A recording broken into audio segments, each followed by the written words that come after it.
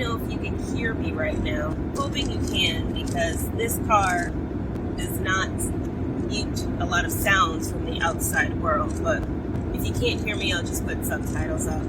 I'm on a pretty long drive home from a day doing gigs. I'm about 90 minutes from home. And I have on makeup, as you can see, and I never like to waste my makeup days. I don't really love wearing it anymore. I used to wear it all the time, and I think I just kind of burn myself out on makeup. So now whenever I put makeup on and I have enough energy, get the phone out, it's time to talk to the people.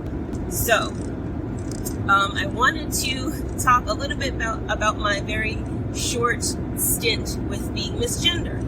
I am not a trans person. I do not have any trans experience, but I do know what it feels like to be misgendered. As a cis person, I know what it feels like.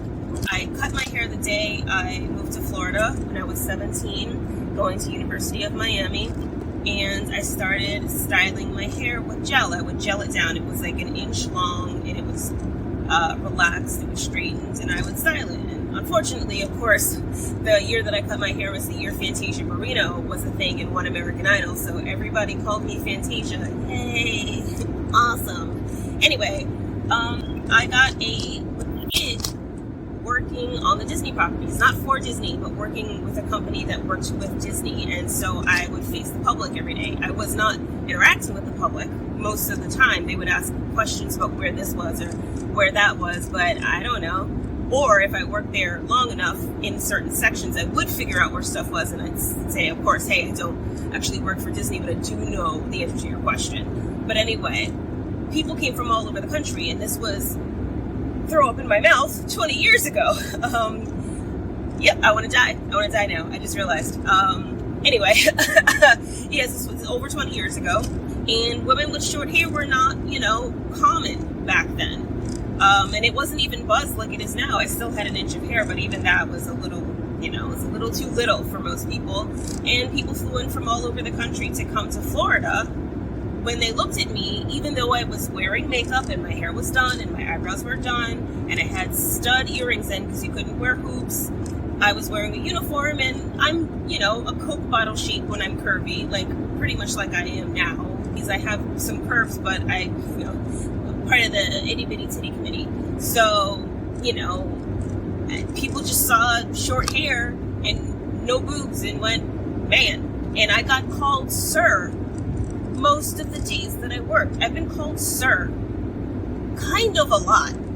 And back then it actually did hurt my feelings. It did, and it confused me because I was like, but the other, it's just the hair and the small, like it's not, none of the other stuff signaled to you that I was not a sir.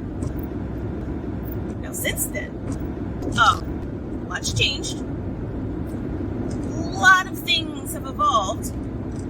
And I don't wear makeup as much, and I buzz my hair off, and when I'm not wearing really tight form-fitting clothes, yeah, I could see someone saying sir. I could see it now. So I'm not offended anymore when people call me sir if I'm not wearing makeup and wearing baggy clothes. If I've got all my T's and A's out, full face of makeup, and all you see is buzzed hair, earrings, the whole nine, and you still say sir, well, now you're just being an asshole. I think you're just doing it on purpose, but that hasn't happened. It's only been, even when I'm like, yeah, no, I understand, I can see it. Now, this is the perspective, like I said, of someone who's not trans. So if I was offended way back in my wild days, as a cis person being misgendered, I can't imagine how hurtful it can be to constantly be misgendered as a trans person. If someone were to come up to me like this, right, and start calling me sir like this, the first thing I would feel is confused. Because, like, what the hell's wrong with you? Do you need glasses? Because, no. I'm cute, okay? I'm very cute.